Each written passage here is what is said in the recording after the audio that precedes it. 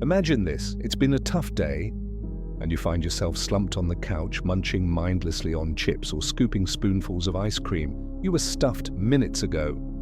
Yet here you are, finishing off the entire bag. Why does this happen? Is it just a lack of willpower, or is something deeper at play in our minds? It turns out there's a mix of biology and psychology behind this. When our bodies are under prolonged stress, they flood us with cortisol, a hormone that actually cranks up hunger and cravings for fatty, sugary, comfort foods. In other words, stress hijacks our appetite. Harvard Health explains that during long-term stress, cortisol levels stay high, making us feel hungrier and more motivated to eat.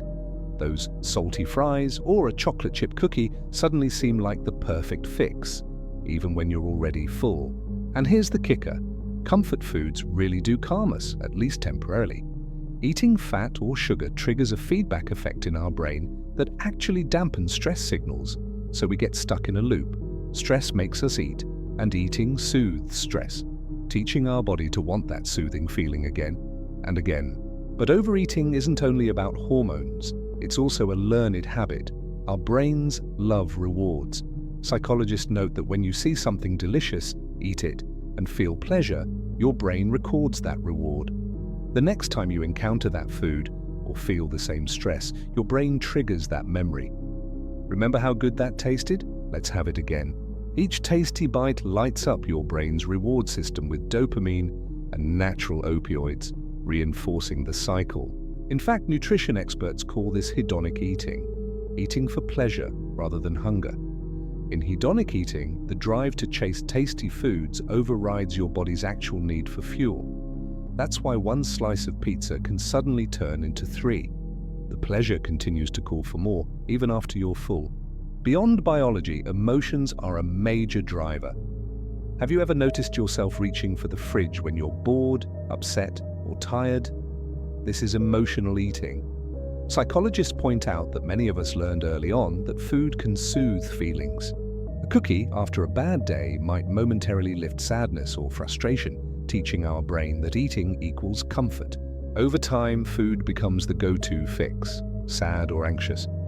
And the answer is a snack. Plus, our culture practically encourages overeating. Food is a centerpiece of every celebration and social event. Birthday parties, holidays, office gatherings. When we're surrounded by tasty options and social cues, it's hard to say no. We come up with all sorts of justifications. It's a special occasion. I'll make up for it later. I'll start eating better tomorrow. I deserve this. Others are having some. These excuses keep the cycle going. Researchers have even found that after a big meal, our minds play tricks on us. In one study, people assumed any weight gained from overeating would disappear quickly, so they didn't adjust their eating enough afterward. In reality, those extra calories often linger, contributing to slow, unnoticed weight gain over time.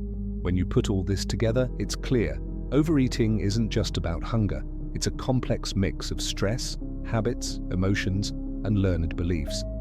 Experts point to several common triggers for overeating. Stress and hormones. Chronic stress keeps cortisol high, which spikes appetite and cravings for comfort foods. Brain reward loops. Tasty foods flood our dopamine and opioid systems, making eating feel addictively rewarding. Nutrition scientists call this hedonic eating. We eat for pleasure, even when we're full. Emotional coping. Many people turn to food to soothe sadness, anxiety, or boredom, since eating can momentarily numb those feelings. Social cues. Celebrations and gatherings are loaded with tempting foods, and it's easy to rationalize overeating. I deserve this treat. Everyone's having some. Scarcity mindset. We're hardwired like our ancestors to eat up when food is around. Back then, food was scarce. Now, with endless snacks available, that instinct makes us gorge even when we don't need to. You can probably spot some of your own patterns in that list, but knowing the reasons is just the first step. Most diet advice focuses on what to eat more greens, skip sweets, meal prep, and so on. Those tips are fine for nutrition, but they don't fix what's going on in your mind. To really change, we have to work with our psychology, not just rely on willpower alone. First, try to calm down that lower brain, the emotional, primal part of you. For starters, make sure you're not constantly starving yourself. Ironically, severe dieting often backfires by triggering even stronger cravings. Instead, eat satisfying meals on schedule so your brain doesn't feel desperate for calories. Next, help your brain process stress and emotions in healthier ways. Techniques that reduce stress can actually dampen those craving signals. For example, deep breathing or meditation has been shown to lower stress and make us more mindful of our impulses. Try pausing for 5 slow breaths before giving in to a craving. You might notice, wait, am I really hungry or just stressed? That brief pause gives your rational mind a chance to catch up. Another trick is to change how you think about availability. Treat food as a now or later choice instead of a forbidden yes or no. If you see a tempting snack, tell yourself, I can have this later, maybe tomorrow, instead of I can never have it. That tiny mental shift reminds your brain the food is always available, so it doesn't feel like it's on the brink of extinction. Suddenly, that craving loses its urgency. Your subconscious thinks, cool, I can get it later, no need to freak out now. Sometimes directly questioning the impulse helps too. When you catch yourself about to devour something mindlessly, ask, what actually happens if I skip this? Often, your brain realizes, nothing catastrophic occurs. Life goes on. If emotions are really shouting, try something like the butterfly hug.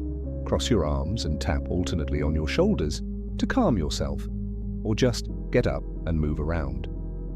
Even a brief walk or switching tasks can disrupt the automatic habit loop.